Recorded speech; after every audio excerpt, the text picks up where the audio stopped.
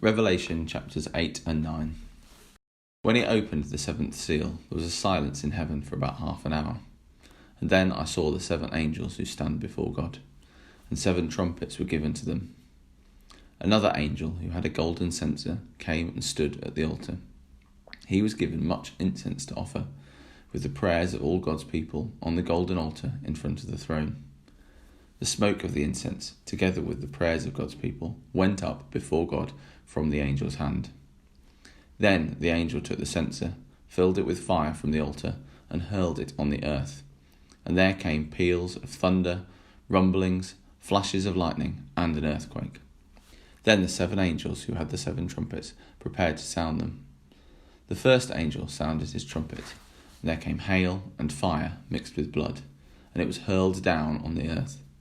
A third of the earth was burned up, a third of the trees were burned up, and all of the green grass was burned up. The second angel sounded his trumpet, and something like a huge mountain, all ablaze, was thrown into the sea. A third of the sea turned into blood, a third of the living creatures in the sea died, and a third of the ships were destroyed.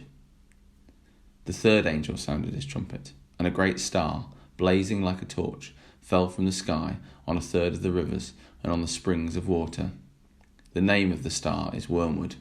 A third of the waters turned bitter, and many people died from the waters that had become bitter.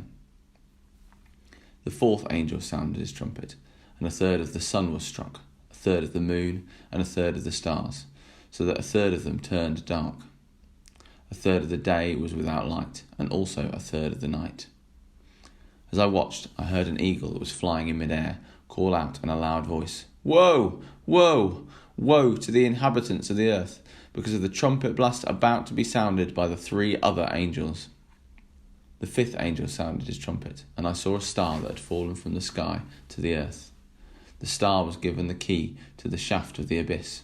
When he opened the abyss, smoke rose from it like the smoke from a gigantic furnace. The sun and sky were darkened by the smoke from the abyss. And out of the smoke, locusts came down on the earth and were given power like that of the scorpions of the earth. They were told not to harm the grass of the earth or any plant or tree, but only those people who did not have the seal of God on their foreheads. They were not allowed to kill them, but only torture them for 5 months. And the agony they suffered was like the sting of a scorpion when it strikes. During those days, people will seek death, but will not find it. They will long to die, but death will elude them. The locusts looked like horses prepared for battle. On their heads they wore something like crowns of gold, and their faces resembled human faces. Their hair was like woman's hair, and their teeth were like lions' teeth. They had breastplates like breastplates of iron, and the sound of their wings was like the thundering of many horses and chariots rushing into battle. They had tails with stingers, like scorpions, and in their tails they had the power to torment people for 5 months. They had as king over them the angel of the abyss, whose name in Hebrew is Abaddon, and in Greek is Apollon, that is, destroyer. The first woe is past, 2 other woes are yet to come. The 6th angel sounded his trumpet, and I heard a voice coming from the 4 horns of the golden altar that is before God. It said to the 6th angel who had the trumpet, "Release the 4 angels who are bound at the great river Euphrates." And the 4 angels who had been kept ready for this very hour and day and month and year were released to kill a third of mankind. The number of the mounted troops was twice 10,000 times 10,000. I heard their number. The horses and riders I saw in my vision looked like this.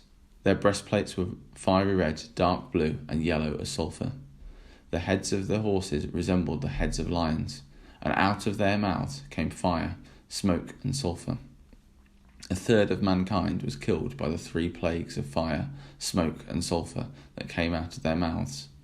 The power of the horses was in their mouths and in their tails, for their tails were like snakes, having heads with which they inflict injury.